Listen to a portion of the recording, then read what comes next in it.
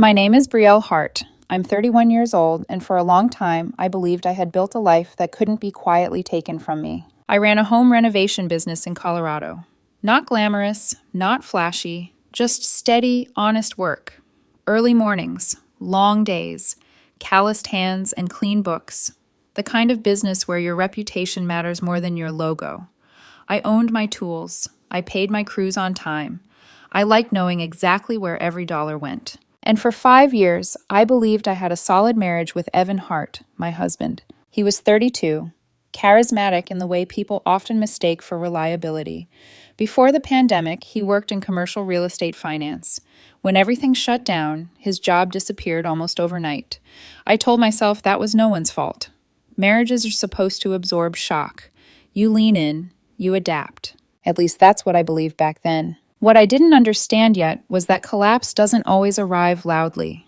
Sometimes it slips in quietly, disguised as patience or trust. I had been married once before. That marriage gave me my daughter, Lila, who was already 24 and helping with the accounting side of my business. She was sharp, observant, more observant than I like to admit. One afternoon, almost casually, she asked, "Mom, does Dad always put his phone face down at dinner?"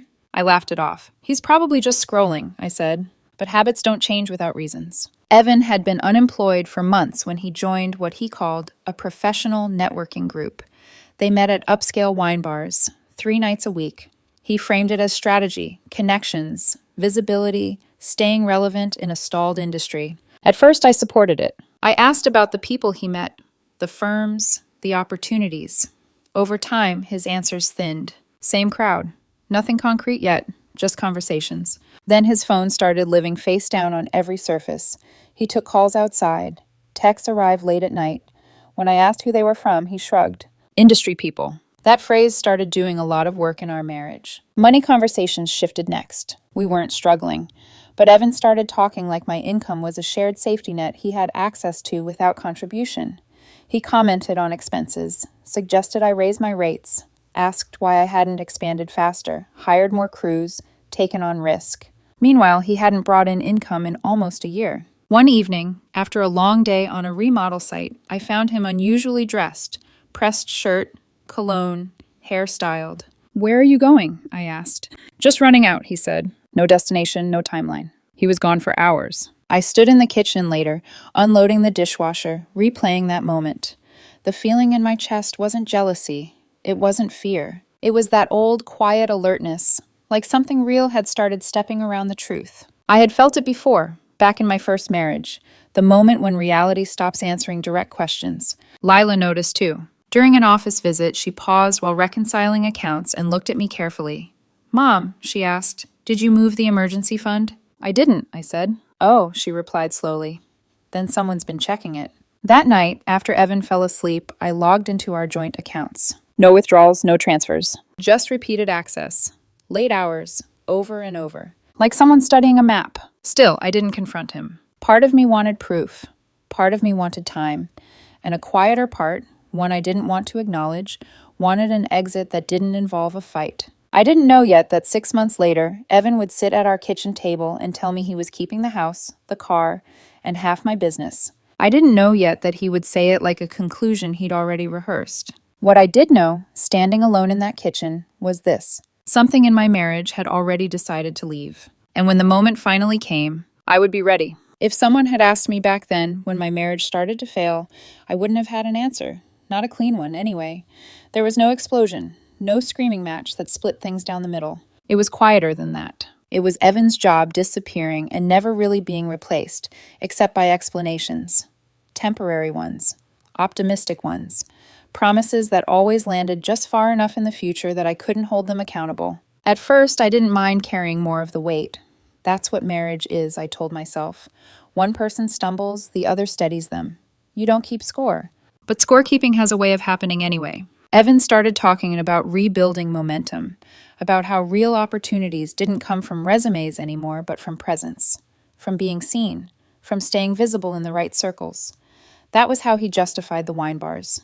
3 nights a week, always different places, always expensive enough that I noticed the charges even before he mentioned them. It's an investment, he said once, swirling his glass, like the gesture itself was proof. You have to spend money to get back into the game. I nodded. I wanted to believe him. What I didn't believe, at least not yet, was how carefully he was separating that world from me. He stopped inviting me along, stopped talking about who he met. When I asked, his answers felt practiced. Same people, nothing solid, just conversations. Conversations that didn't need witnesses, apparently. The phone stayed face down, always.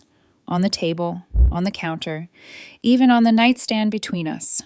He'd take it with him to the bathroom, set it screen down by the sink when he showered, flip it over instinctively whenever I walked into the room. I told myself not to overthink it. Still, I didn't confront him. Part of me wanted certainty. Part of me wanted leverage. And a quieter part, one I barely acknowledged, wanted a way out that didn't require begging or shouting. 2 weeks later, the photo arrived. It was an ordinary afternoon. I was arguing with a supplier about delayed cabinets when my phone buzzed. A message from Brent, someone I trusted enough to know he wouldn't send something like this unless it mattered. No text, just an image. Evan, a wine bar I recognized.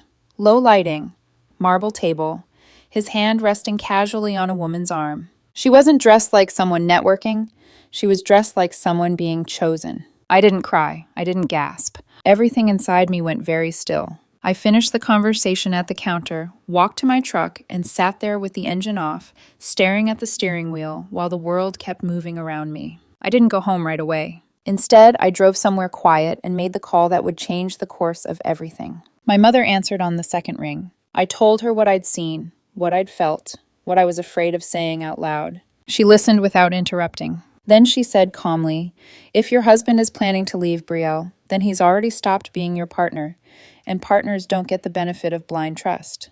That was the first night I slept without Evan beside me. He didn't notice, and that told me everything I needed to know. I didn't sleep much that night. Evan was still out when I got home, the house quiet in that hollow way that feels less like peace and more like abandonment.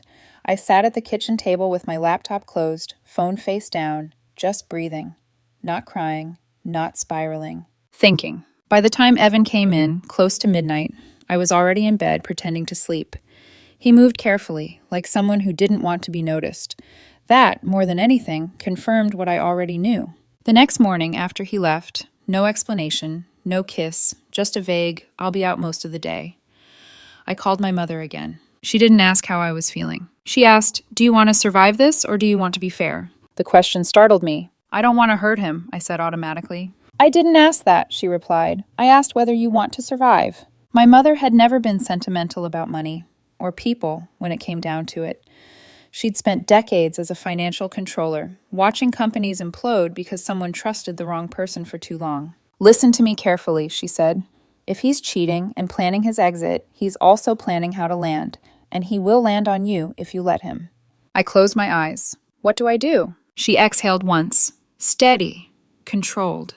You stop thinking emotionally and start thinking legally." That afternoon, she connected me with Ruth Calder, the family attorney who had handled our estate planning years earlier. Ruth was in her late 50s, sharp-eyed, direct, and utterly uninterested in drama. She didn't ask me how heartbroken I was. She asked for timelines. When did the behavior change? When did he stop working? When did he start accessing joint accounts? I answered everything honestly. Ruth leaned back in her chair, fingers steepled. "If your husband is preparing for divorce," she said, "then you need to prepare faster, but cleanly." She was very clear about that last word. Nothing hidden, nothing sloppy, everything at fair market value, proper documentation, real transfers. I felt a flicker of guilt. Is that manipulative? Ruth didn't even blink. "It's defensive. There's a difference." Over the next hour, she laid out options with surgical calm. What was marital property? What was separate? What could be sold? What couldn't? What would stand up in court if questioned? By the time I left her office, my hands were shaking, not from fear, but from clarity. Over the next 2 months, while Evan continued his wine bars and late nights, I quietly reorganized my entire financial life. I sold the house to my mother at fair market value. Real money changed hands. The deed was notarized and recorded with the county. I sold the car, Evan's pride and joy, to her as well. Again, fair value. Clean paperwork. My mother immediately offered to lease the house back to me. A reasonable rate. A formal lease. No shortcuts. Every step was documented. Every transfer traceable. Evan never noticed. That was the part that hurt the most. He lived in the house, slept in the bed, ate the food, and never once asked about the finances he later claimed were his. 6 months passed. He grew bolder, smugger, more confident, and I waited. Because when someone thinks they're winning, they stop checking the ground beneath their feet. And I was already standing on solid ground. By the time Evan decided it was time to make his move, I had already lived through the ending in my head a dozen different ways. That was the strange part. Once I stopped reacting emotionally, everything became quieter, sharper. I moved through the days like someone watching a play they'd already read the script for.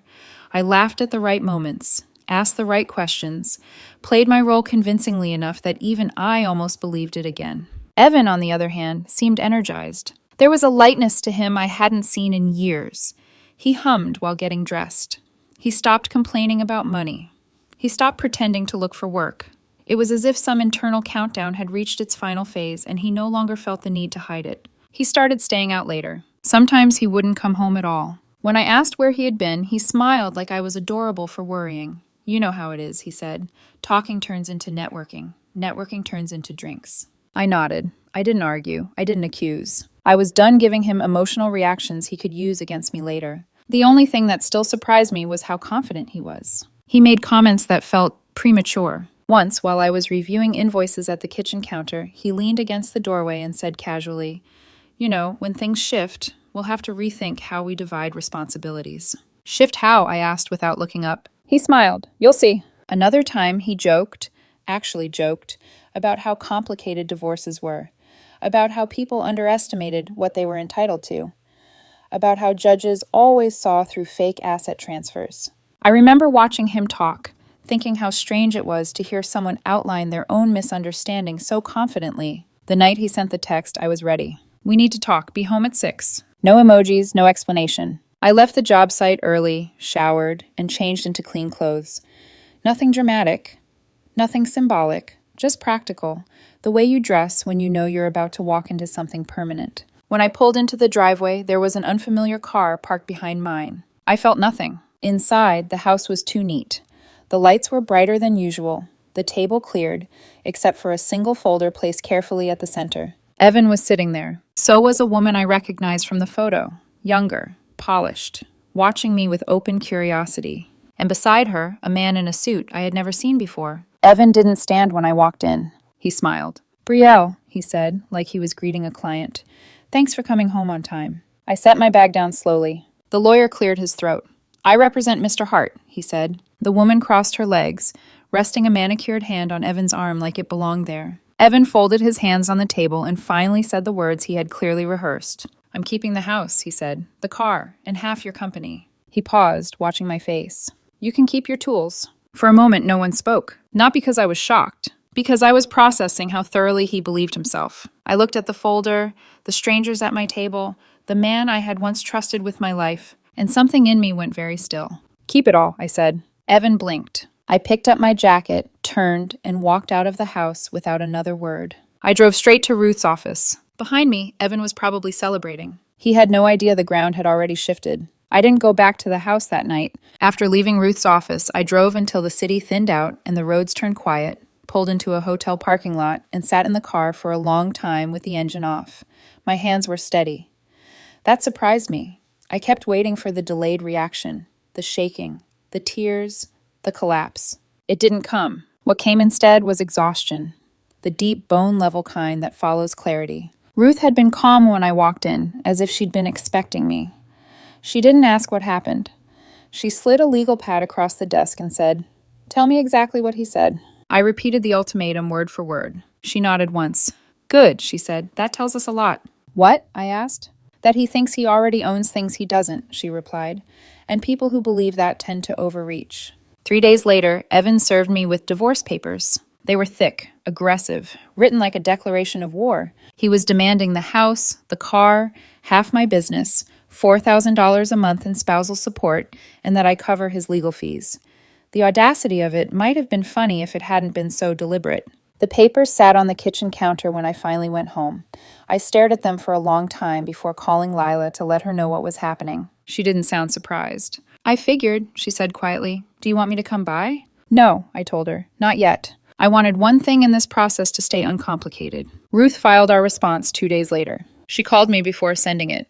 "Do you want the short version or the legal version?" she asked. "Short," I said. "You're in a strong position," she replied, "and he's about to find that out." The response was devastating in its simplicity. The house and the car were not marital assets. They had been sold at fair market value months before the divorce filing. Documentation attached, bank transfers included, county records cited. She offered Evan exactly 50% of our joint checking account, nothing more. My business was separate property, established before the marriage, with no financial or labor contribution from him. Supporting documentation attached. No commentary, no insults, just facts. I imagined Evan reading it, watching his certainty fracture line by line. He didn't take it quietly. Within 48 hours, he went public. A long post appeared on Facebook, accusing me of hiding assets, manipulating finances, and emotionally controlling him throughout our marriage. He painted himself as blindsided, betrayed, abandoned. The comments filled quickly. Sympathy, shock, outrage, mostly from people who didn't know me well enough to question the story. Ruth advised me not to engage. I almost listened. Instead, I posted one thing: links to public county records, dates, deeds, transfers. No explanation, no defense, just proof. The tone online shifted fast. Questions replaced outrage. Confusion replaced certainty. People started noticing what Evan hadn't explained. How you live in a house for months without realizing it's been sold. How you drive a car you no longer own. How someone supposedly controlling could execute transactions so openly. A week later, I heard Evan's new girlfriend, the woman from my kitchen, had stopped appearing in his posts. 2 weeks after that, I heard she'd quietly stepped back entirely. I didn't feel vindicated. I felt tired. Because while Evan was unraveling publicly, I was still sleeping lightly, waking up at every unfamiliar sound, wondering what he'd try next. I didn't have to wait long to find out. The knock came after midnight. That was the first thing that told me something was wrong. I had just fallen asleep when the sound jolted me upright, sharp, insistent, not the kind of knock that belonged to a neighbor or a delivery mistake. Brutus, my old dog Evan never had patience for, barked from the living room, deep and angry in a way I'd never heard from him before. I didn't answer right away. I moved slowly, quietly, every sense on high alert. When I reached the front window and pulled the curtain back just enough to see outside, my stomach tightened. Evan was standing on the porch. Beside him was a man I didn't recognize, holding a clipboard and a set of tools. A locksmith. For a moment, I honestly wondered if I was dreaming. The scene felt surreal, like something happening in someone else's life, not mine. Then Evan looked up and saw the porch light flick on. His expression hardened. I opened the door just enough to keep the chain in place. "What are you doing?" I asked. Evan stepped forward. "I live here," he said flatly, like it was a legal argument instead of a lie. "You locked me out." "That's not true," I replied. My voice sounded steadier than I felt. The locksmith shifted uncomfortably. "Sir," he said, "she's saying—" "I have mail here," Evan snapped. "This is my address." I didn't argue. I went back inside, grabbed the folder Ruth had told me to keep by the door, and returned calmly. I handed the papers through the gap. "This is the lease," I said. "And this is the deed. The owner is my mother." Evan's jaw tightened. "I'm calling the police," I said. And then I did. The officers arrived quickly. 2 of them. Professional. Neutral. They asked for documentation, listened without interruption, reviewed the paperwork under the porch light. Evan started raising his voice. "This is my wife," he said. "She's stealing my house." One of the officers looked up at him calmly. "Sir, according to these documents, you have no legal right to this property." Evan laughed, sharp and humorless. "That's ridiculous." The officer didn't smile. "If you don't leave now, you'll be arrested for trespassing." For a moment, I thought Evan might actually push it. His face was red, his hands clenched. The neighbors had started to peek out from behind curtains. Finally, he backed away, pointing at me. "This isn't over," he said. "You're going to regret this." I closed the door and locked it. My hands were shaking now, not from fear of him, but from the realization that he had crossed from entitlement into something else entirely. 2 days later, I was served again. This time it was a restraining order. Evan claimed I'd been harassing him, following him, making threatening calls. The accusations were detailed, confident, completely fabricated. What he didn't know was that I'd been in Denver all week for a contractor conference. I had hotel records, registration badges, receipts, time-stamped photos with colleagues. Ruth didn't even look concerned when I forwarded her the paperwork. "This won't stand," she said. At the hearing, the judge reviewed the evidence quietly. Then he looked directly at Evan. "These allegations don't align with the documented facts," he said. "There are material inconsistencies in your petition." He dismissed the restraining order on the spot, and then he warned Evan about filing frivolous claims. That was the moment I realized this wasn't about assets anymore. It was about control, and Evan was losing it. The hearing was scheduled for 10 o'clock in the morning. I arrived early with Ruth, folders stacked neatly in my arms, every document labeled, every timeline printed twice. I felt strangely calm, like the outcome had already been decided somewhere beyond the room we were about to walk into. Evan arrived 5 minutes late. He was dressed in black, not professionally, dramatically, like someone attending a funeral they wanted to be noticed at. His expression was tight, defiant, as if the courtroom were a stage and he was still waiting for his cue. He didn't look at me. Judge Whitman took the bench without ceremony. He was older, composed, the kind of man who had clearly seen every flavor of divorce chaos imaginable and had no patience left for theatrics. Evan's attorney went first. He spoke confidently. Accusations rolled out in neat legal language. Fraudulent transfers, concealed assets, deliberate manipulation in anticipation of divorce. He painted a picture of me as calculating, secretive, financially predatory. I listened without reacting. When it was Ruth's turn, she stood slowly. She didn't raise her voice. She didn't dramatize. She laid out facts, dates, amounts, records. She walked the court through each transaction with methodical precision. The sale of the house at fair market value, the notarized deed, the bank transfers, the lease agreement, the independent valuations, the business formation documents establishing separate property long before the marriage. She handed copies to the clerk. "Your Honor," she said evenly, "these were not hidden transfers. They were lawful sales executed months before any divorce filing, with full documentation and market verification." Judge Whitman leaned forward. Then he turned to Evan. "Mr. Hart," he said, "did you know your wife sold the marital home to her mother?" Evan shifted in his seat. "I knew she was helping sometimes," he said. "I didn't know the details." "So," the judge replied, "you didn't review your household finances for over 6 months?" "I trusted her." "And yet you are alleging she deliberately concealed transactions from you?" Evan hesitated. "Yes." The judge paused. "You can't have it both ways," he said calmly. "Either you were involved and should have known, or you were uninvolved and delegated authority. Which is it?" Evan's attorney started to object. The judge waved him off. "I'm trying to understand your client's position." The room went very quiet. Ruth didn't interrupt. She let the silence do its work. The judge continued reviewing documents, occasionally asking for clarification. Evan's confidence visibly drained with each question. I watched his posture change, shoulders sagging, eyes darting to his lawyer for reassurance that never came. After a short recess, the judge returned. His ruling was direct. The house remained my mother's property. The car remained hers as well. My business was confirmed as separate property. The joint checking account would be split evenly. Spousal support was set at $750 a month for 1 year. Each party would pay their own legal fees. And then he added something that felt heavier than the ruling itself. "The court finds no evidence of fraudulent conveyance," he said. "The documentation demonstrates compliance with the law." Evan stared straight ahead. Ruth squeezed my arm under the table. When we walked out of the courtroom, she exhaled softly.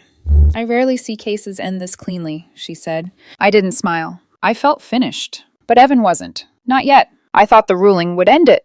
That was my mistake. The court had been clear. Ruth had been precise.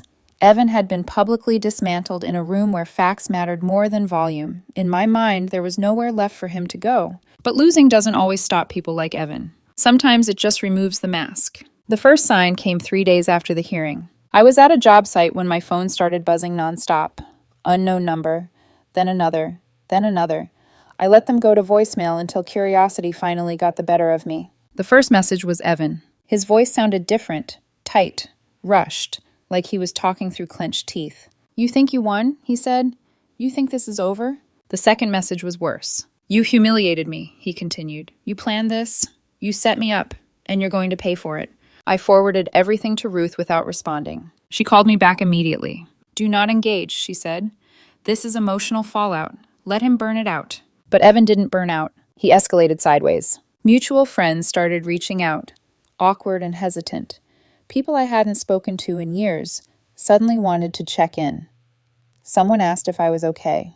Another asked if it was true that I had tricked Evan into signing things he didn't understand. I realized then what he was doing. He couldn't win legally, so he was trying to win socially. I didn't correct anyone, I didn't explain, I didn't defend myself. I had learned the hard way that explanations just gave him more surface area to attack. Instead, I went quiet. That silence seemed to enrage him more than any response could have. A week later, a postcard showed up in my mailbox. No return address, just his handwriting. You didn't have to destroy me. I stared at the words for a long time. Destroy. It was fascinating how he framed it, as if consequences were something I'd inflicted, not something he'd earned through his own choices, as if planning ahead was violence. I slid the postcard into the same folder where I kept every other piece of documentation from the divorce. Proof. Around that time, Lila came by unannounced. She stood in the doorway, took one look at my face, and set her bag down. You're not sleeping, she said. I didn't argue. We sat on the couch with takeout containers between us, the TV on, but muted. And for the first time since all of this started, I let myself feel the weight of it. Not the fear, not the anger. The sadness. I didn't think he'd turn into this, I admitted quietly. I didn't think someone could live with you for years, and then rewrite everything. Lila reached over and squeezed my hand. He didn't turn into this, she said. He just stopped pretending. That landed harder than anything Evan had said. The final blow came a few days later. Ruth called me mid-morning. I wanted you to hear this from me, she said. Evan's attorney is withdrawing from representation. I closed my eyes. Why? Professional differences, she replied, which usually means the client isn't being honest anymore or won't listen. For the first time, I felt something close to relief. Not victory, relief, because the chaos was starting to collapse under its own weight, and all I had done was step out of its way. The silence that followed felt unfamiliar, not peaceful, at least not at first, just empty. Like standing in a house after a storm has passed, listening for drips that might mean something else is still breaking. The legal motion slowed, then stopped. Ruth confirmed that Evan had accepted the court's ruling in full. No appeal, no new filings, no last-minute stunts. It was over. The divorce would be finalized in a matter of weeks, exactly as ordered. I thought I'd feel triumphant, vindicated, something loud. Instead, I felt tired in a way sleep couldn't touch. The house felt different now. Not haunted, just honest. I started changing things without thinking too hard about it. Small things at first. I moved the table where Evan had delivered his ultimatum, repainted the hallway, took down photos I no longer wanted to explain to myself. One afternoon, I ripped out the lower cabinets in the kitchen. Lila laughed when she saw the mess. Is this symbolic? She asked. Practical, I said. They were poorly installed. We worked side by side for hours, music playing softly, sawdust in our hair. It was the first time since everything began that my body remembered what it felt like to build instead of brace. My business picked up in a way I hadn't expected. Without the constant background stress, without wondering what I'd come home to, I was sharper. Clients noticed. Word spread. We booked months out. I hired another crew. Lila took on more responsibility with scheduling and client communication, handling it with a confidence that made me quietly proud. One evening, while balancing the books, she looked up and said, "You know this is the calmest I've seen you in years." I paused. She was right. Evan faded quickly from my daily life. I heard through mutual acquaintances that he'd moved out of state, that he was starting fresh, that he told people the divorce had blindsided him. I didn't correct the narrative. I didn't need to. A month after the ruling, my mother offered to sell the house back to me.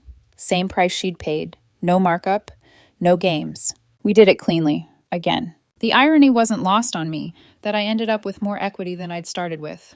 But I didn't celebrate it. I just signed the papers and went back to work. One night, as I locked up the shop, I realized something had shifted. I wasn't waiting anymore. Not for the next message, not for the next escalation, not for the next shoe to drop. I was living inside my days again. That's when I knew the war was really over. The divorce finalized quietly. No courtroom, no speeches, just a set of signatures, a final confirmation, and an email from Ruth that read, "It's done." I sat at my desk for a long time after that, staring at the screen, waiting for some kind of emotional aftershock. It didn't come. What came instead was a sense of completion.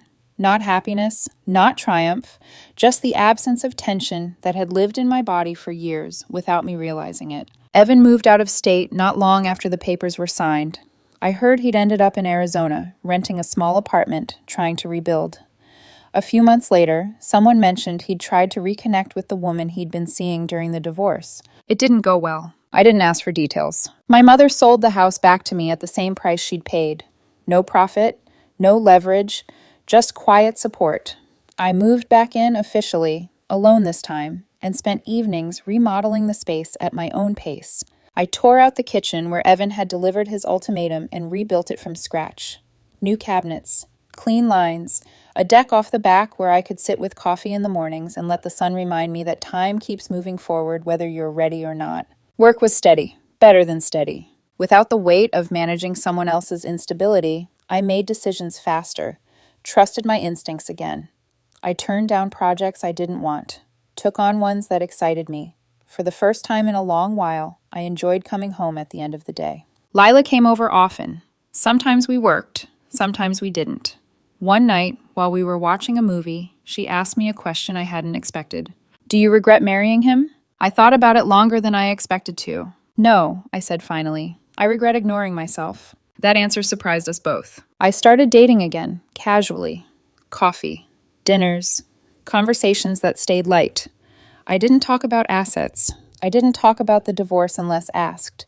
It felt good to remember what it was like to sit across from someone without calculating risk.